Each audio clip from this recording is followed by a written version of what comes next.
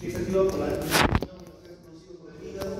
Esta angiotensina 1 llega hasta los pulmones, donde la enzima convertidora de angiotensina la transforma en angiotensina 2.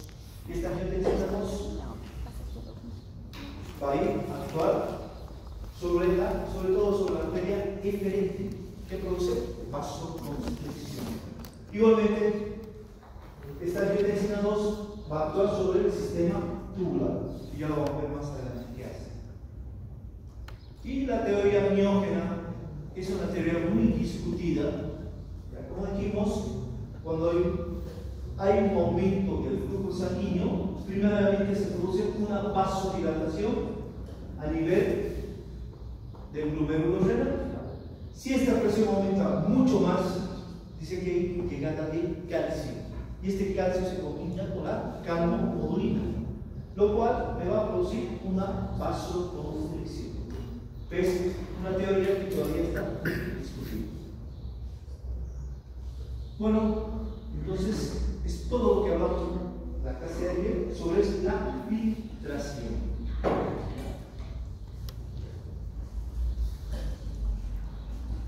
Entonces, resumiendo, vean, la filtración, ¿dónde se lleva a cabo? ¿Dónde?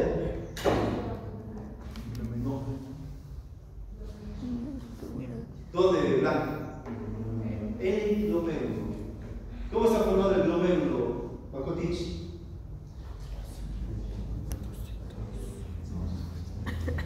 ¿Cómo está formado? ¿Ya? ¿Qué más? ¿Qué más está formado? Capilares. Arteria aferente, arteria eferente. Una arteria aferente y una arteria eferente.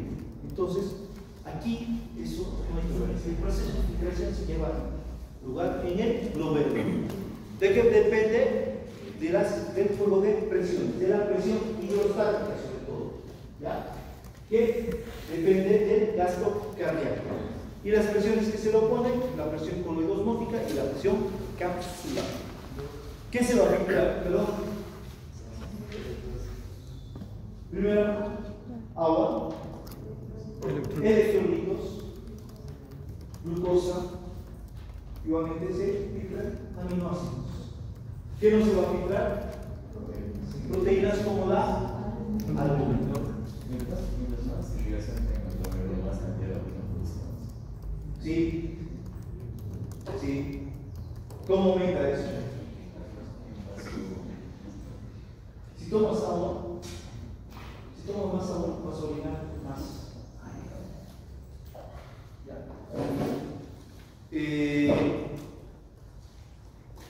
Gracias al proceso de reabsorción se orinan 1200 ml, pero depende mucho esto de la cantidad de agua que tomes.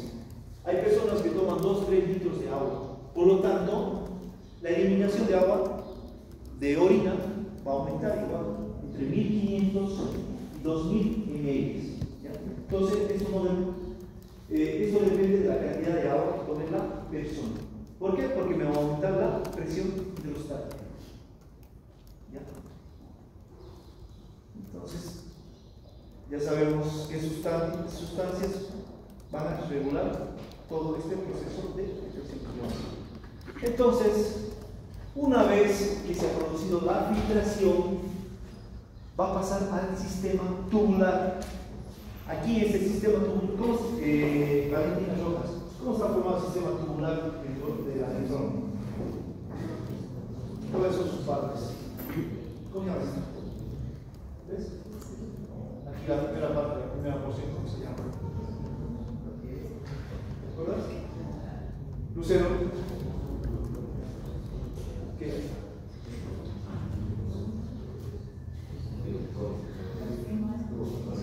Proximal.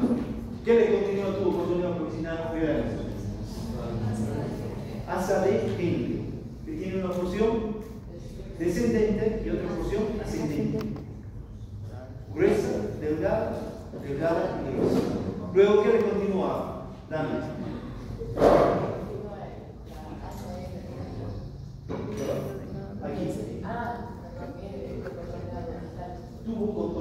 distal. Y al último que tenemos aquí, esta parte, el tubo colector. Entonces, aquí en todo este sistema tubular se va a producir la reabsorción. Entonces, como dijimos, primeramente esto se lleva a nivel del tubo contorneado proximal. ¿Ya? Aquí en el tubo contorneado proximal, los electrolitos se van a resolver en el 65%, ¿ya? Sobre todo el sodio. ¿Ya? ¿Gracias a qué?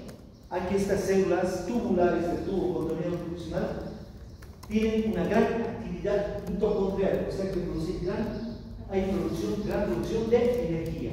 Pero para esto tenemos que saber que tiene un borde en cepillo, o ya también llamado borde luminal, ¿ya? El cual, gracias a este borde de cepillo, amplifica la reabsorción 20 veces más. ¿Ya? Entonces, de este borde de cepillo, igualmente tiene un borde basal, este borde basal, el cual se conecta al espacio intersticial para que los electrolitos pasen al plasma. Igualmente, tenemos que saber que hay un borde lateral, el cual está en contacto con las células tubulares. Entonces, gracias a esto, los electrolitos van a ser reabsorbidos por este borde, el cepillo luminal, y van a pasar al borde basal o al borde lateral para llegar al espacio intersticial y de ahí al plasma. Y así por esto se produce la reabsorción. ¿Y por qué es 65% para los electrolitos aquí? Gracias a la gran producción de energía de las mitocondrias. Y el agua aquí se va a reabsorber en un 90%. El asa de Heimlich, a nivel de su parte gruesa y delgada ascendente, igual existe reabsorción de agua, por ejemplo, pero es menor. ¿Por qué? Igualmente de electrolitos, porque estas células luminales o células tubulares, su borde de cepillo es rudimentario y la actividad mitocondrial igual está disminuida.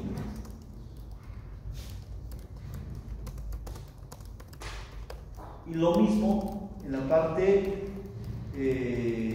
ascendente, igual va disminuyendo tanto su actividad mitocondrial y las células se hacen más rudimentarias.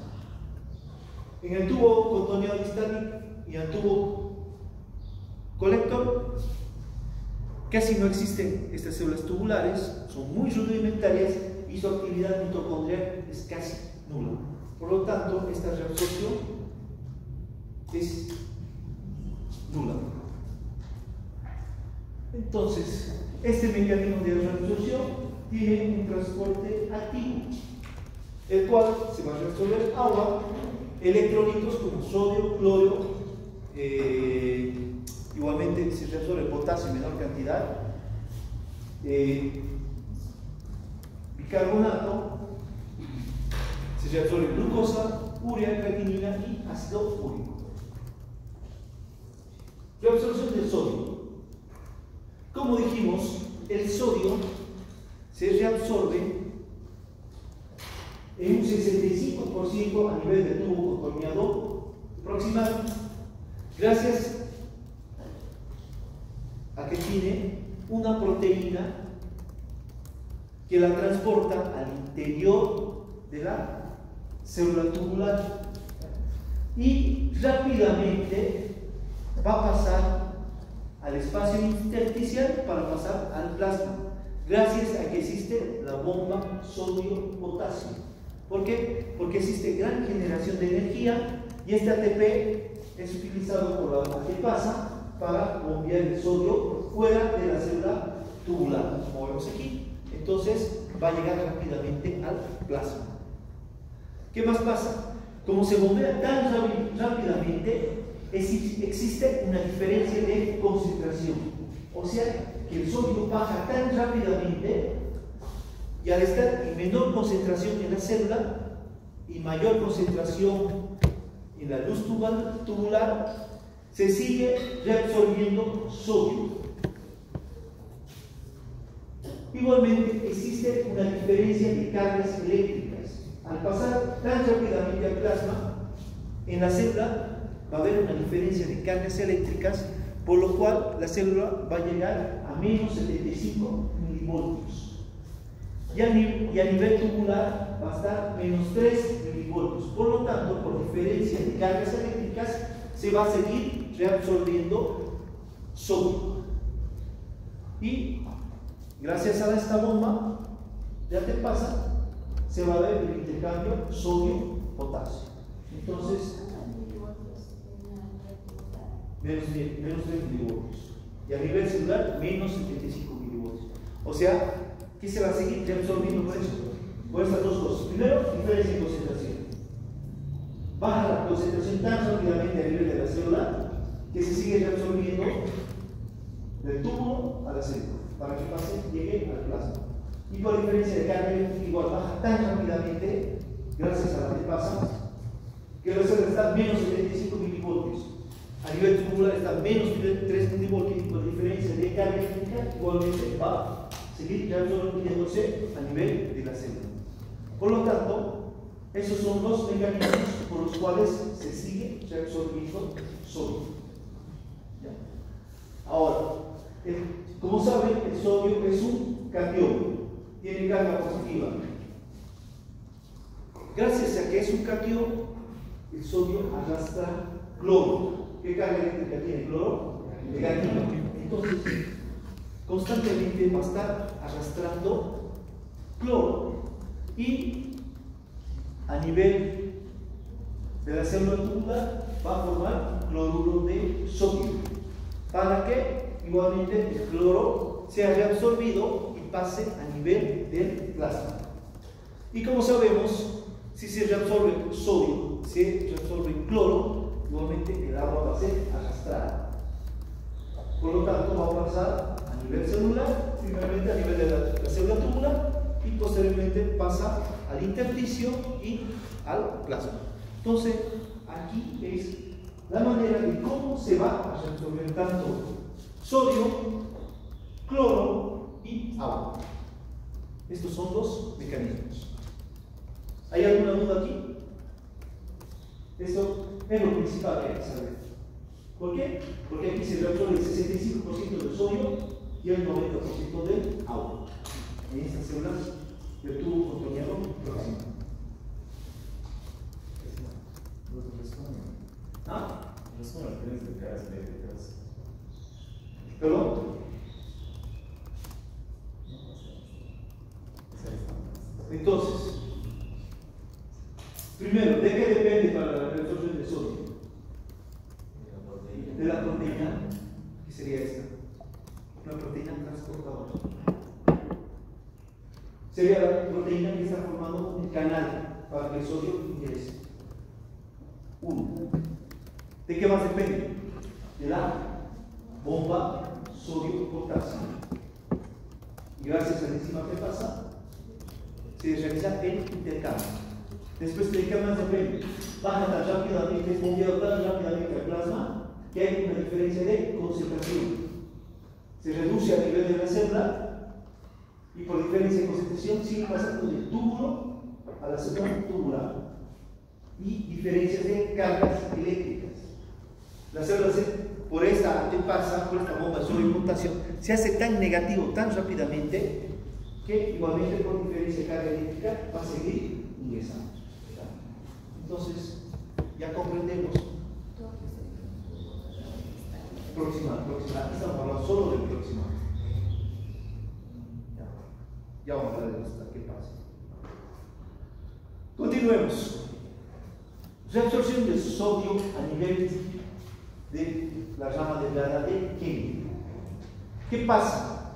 Aquí, a nivel de la rama delgada de Kennedy, la BCT, como vemos aquí, no retiene sodio.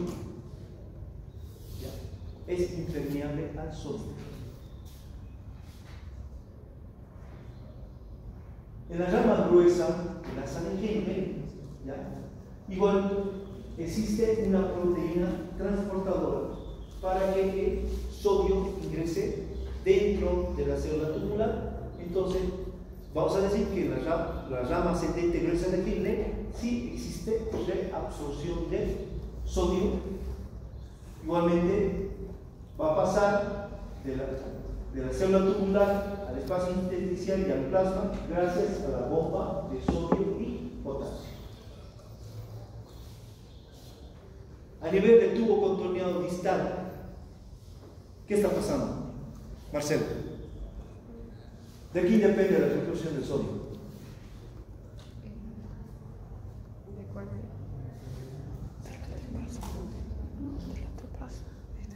¿O la te pasa? La te pasa sí para que pase a plasma, pero del túbulo a la célula tubular, ¿de quién depende?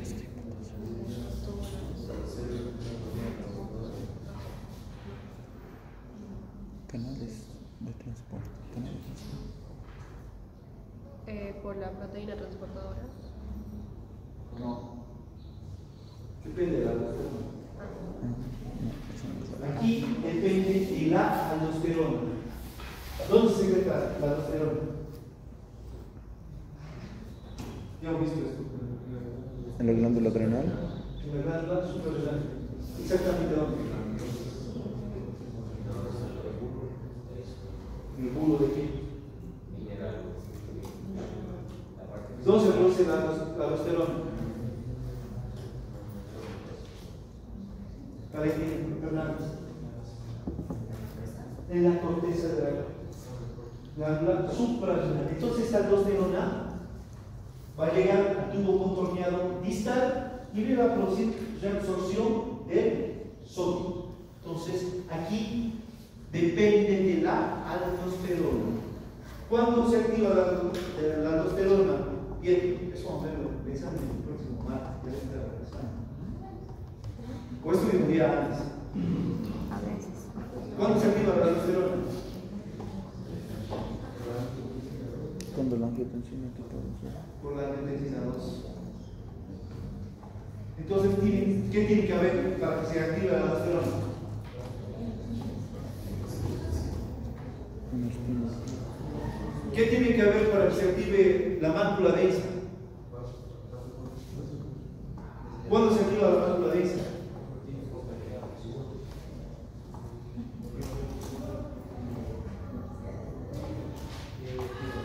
¿Y cuándo le toca llegar el sodio? Con el proceso.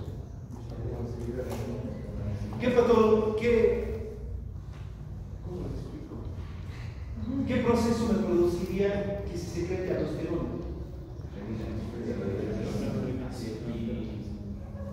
¿Qué le tiene que pasar a la persona, por ejemplo?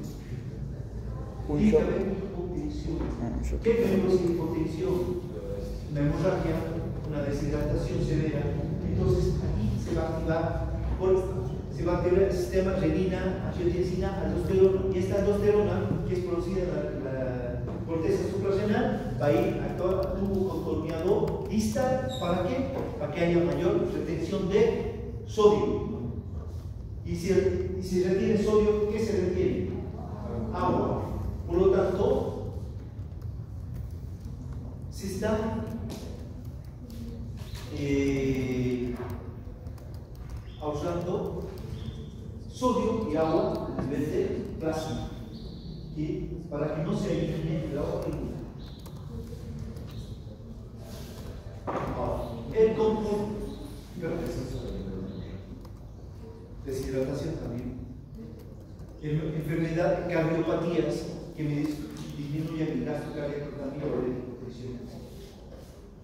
Ahora, ¿qué pasa con el agua? A nivel del tubo contorneado proximal, el agua se va a resolver en un 90%. ¿Ya? Esta reabsorción, como vemos aquí, tiene su proteína transportadora. Entonces, por donde está pasando el agua y es reabsorbida, aparte que es arrastrada por el sodio. esta reabsorción del 90% que se produce a nivel del tubo contorneado proximal se llama reabsorción obligada. Entonces, es esta reabsorción que se produce del agua a nivel del tubo contorneado proximal. Entonces, estas células tubulares son muy permeables al agua. Ahora, a nivel de la sal Henle, como vemos en la parte descendente, gruesa y delgada, la reabsorción es mucho menor, ¿ya? Pero la rama ascendente, delgada y gruesa, es totalmente impermeable al agua. No existe reabsorción.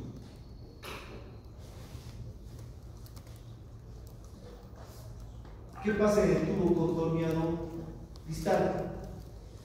Aquí, el tubo contorneado distal se caracteriza por tener un primer segmento que se llama segmento de dilución. ¿Qué significa esto? Que este primer segmento es totalmente impermeable al agua. El agua no va a pasar en la primera porción del tubo contorneado distal. Pero existe un segmento ulterior, que es la segunda porción del tubo contorneado distal, el cual aquí depende de la reabsorción del agua de la hormona antidiurética, o como quieran llamarlo, vasopresina. Entonces, gracias a esto, se va a producir una reabsorción del agua en la segunda porción del tubo contorneado distal, llamado segmento ulterior, que depende si hay secreción o no de hormona antidiurética. Bien, ¿dónde se produce la hormona antidiurética?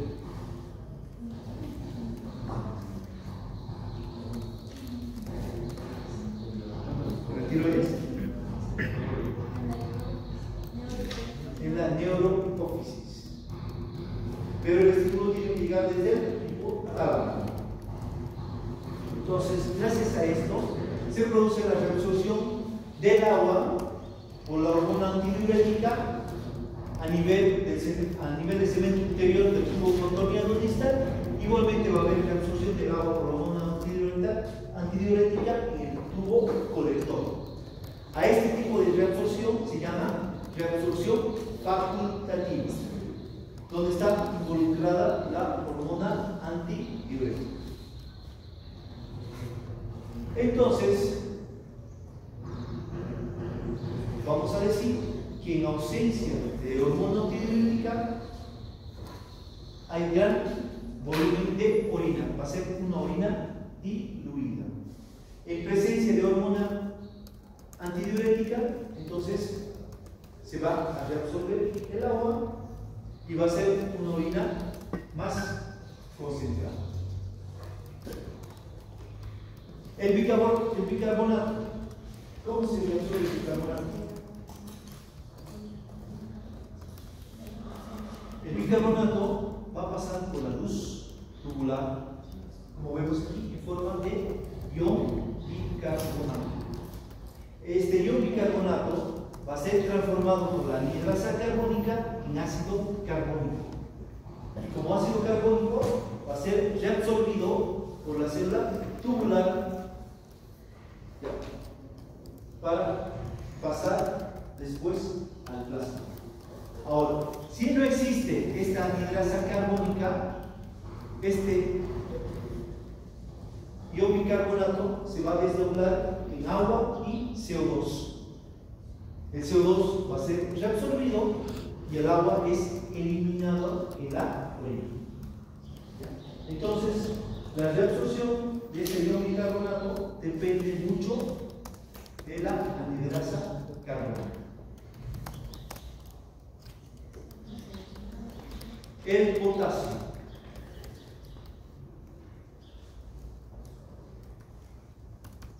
El potasio, como sabemos, el potasio depende para su eliminación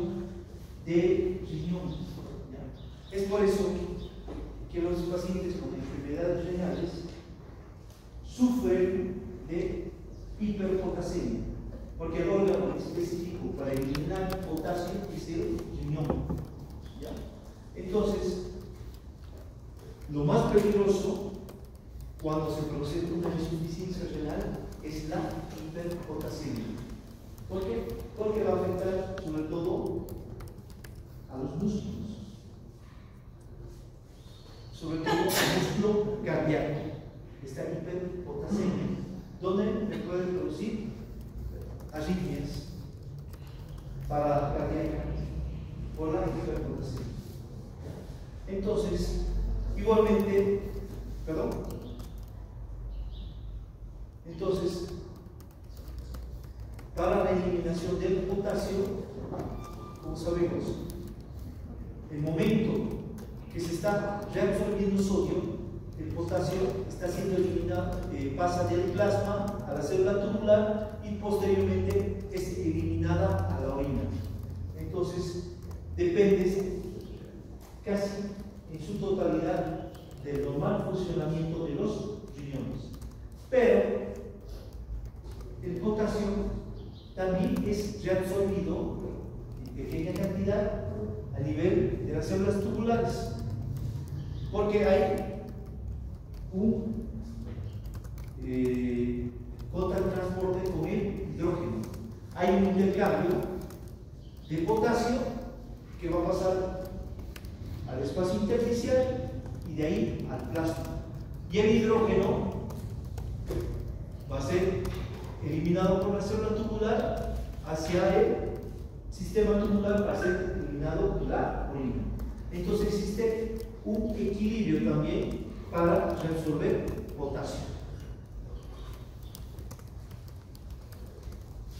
Sobre todo esto se va a dar a nivel de la rama ascendente gruesa del asa de Henle. Esta reabsorción de potasio de la luz tubular hacia el plasma sanguíneo.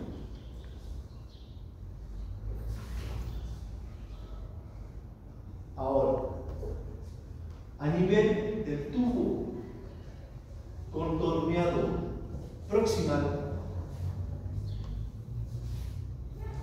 como sabemos, la aldosterona va a producir reabsorción de sodio y me va a favorecer la eliminación de potasio.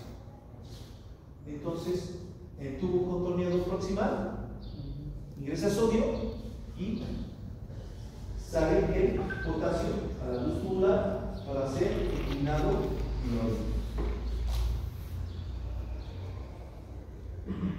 La glucosa. ¿Qué pasa con la glucosa? Como sabemos,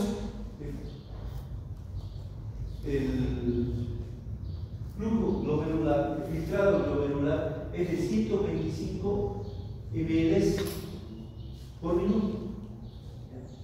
Entonces,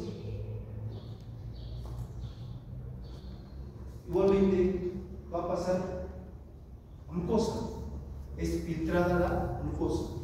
Y existe aquí, a nivel del tubo contorneado proximal,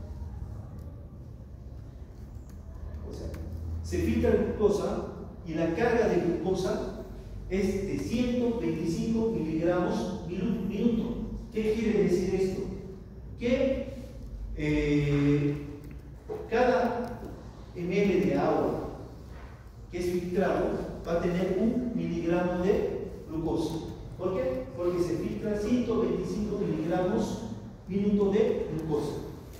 Pero a nivel del tubo contorneado proximal existe lo que se llama transporte máximo de glucosa. Este transporte máximo de glucosa va a ser de 325 miligramos minuto.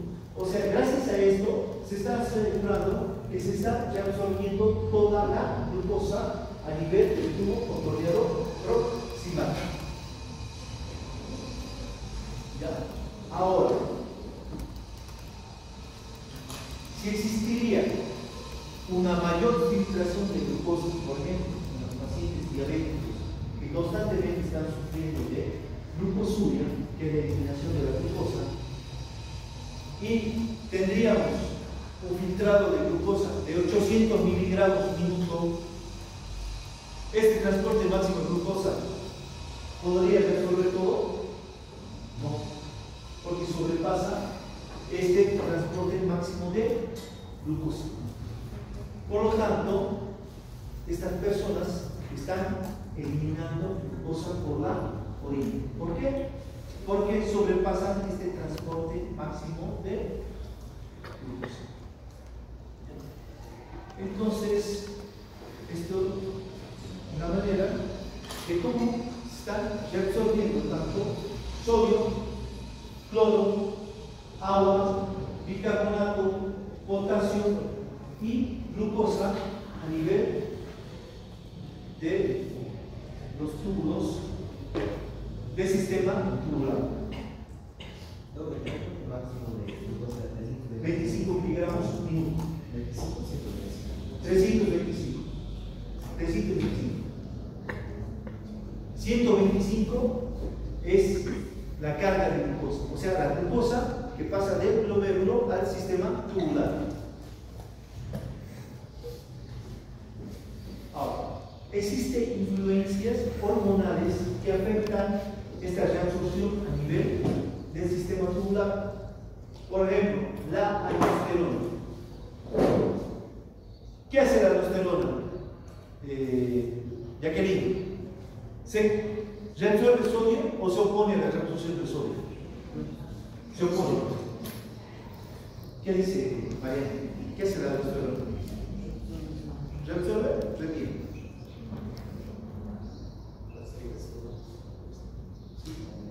Retiene, reabsorbe el sodio.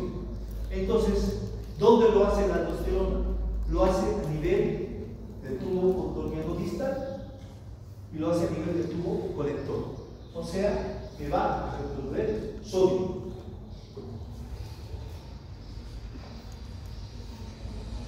Tengo el péptido natriurético auricular. ¿Dónde se produce este péptido? Ya hemos visto cuando vimos fisiología cardíaca. ¿Dónde se produce? ¿Quién recuerda? Rocío, ¿te acuerdas? ¿Dónde se produce? ¿No? Alfredo. Vamos a ir bien. ¿Dónde se produce? Estaba sufriendo de adelante. Hipófisis. No. Celeste, ¿dónde se produce? Dana, ¿te acuerdas?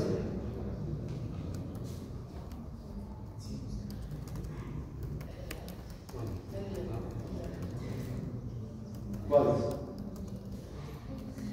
Dice, ¿te acuerdas? Y a un juicio. ¿Vos qué te dices?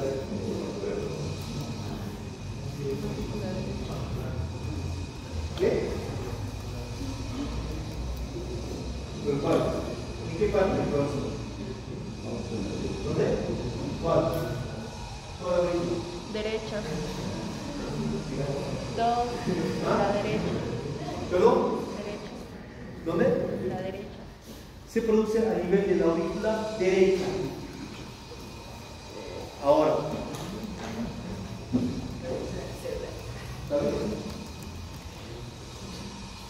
¿Qué tiene que pasar para que se estimule la aurícula derecha y se secrete el péptido natriurético auricular? ¿Qué tiene que pasar? ¿Cuál es el estímulo? ¿Ya? ¿Qué tiene que ver? Aumento de volumen.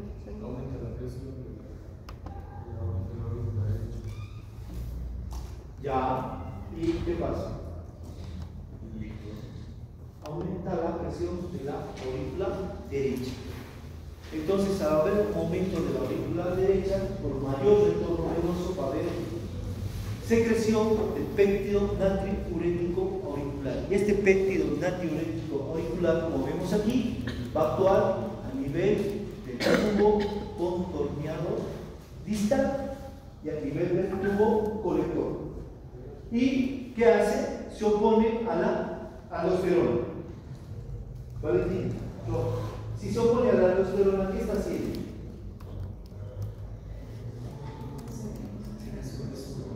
Se opone a la aldosterona, es contrario a la aldosterona.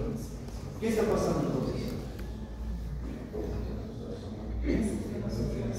No permite que se reabsorba el sodio, por lo tanto no se reabsorbe agua.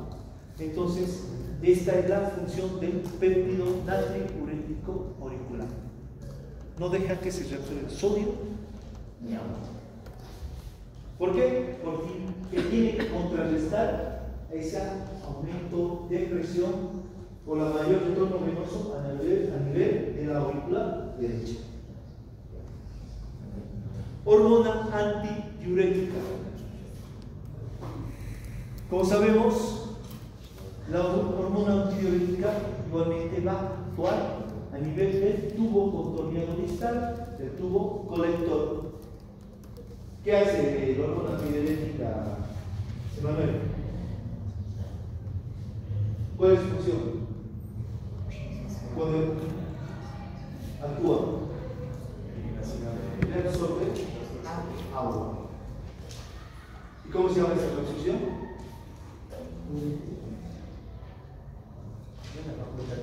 Reabsorción facultativa.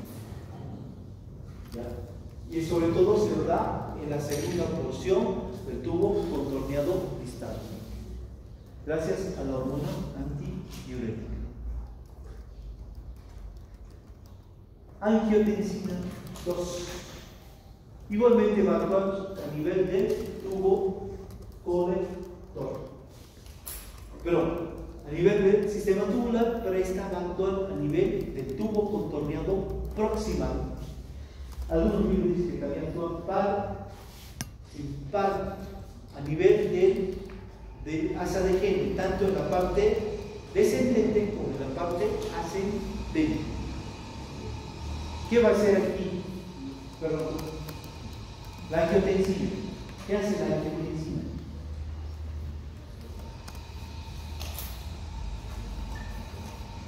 Como saben, la angiotensina se produce sobre todo cuando existe hipotensión.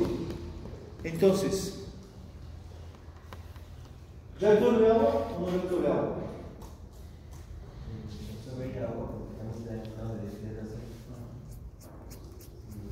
Reabsorbe agua a nivel del tubo contorneado proximal.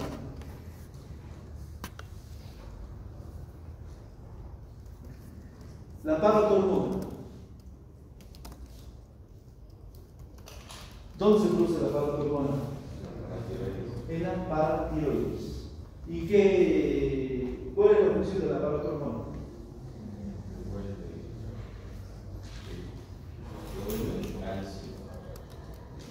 Tiene un papel importante en el metabolismo del calcio y el fósforo.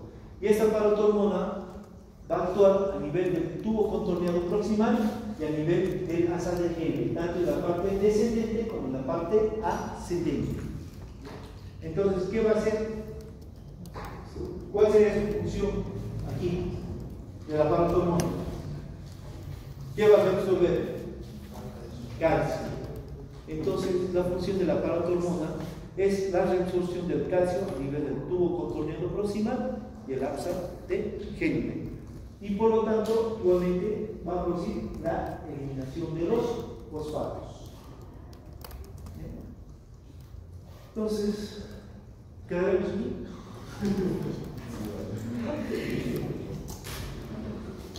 Mañana continuamos con lo que es reabsorción y vamos a ver cómo se produce la orina diluida o la orina concentrada. Por favor, van a repasar todo esto.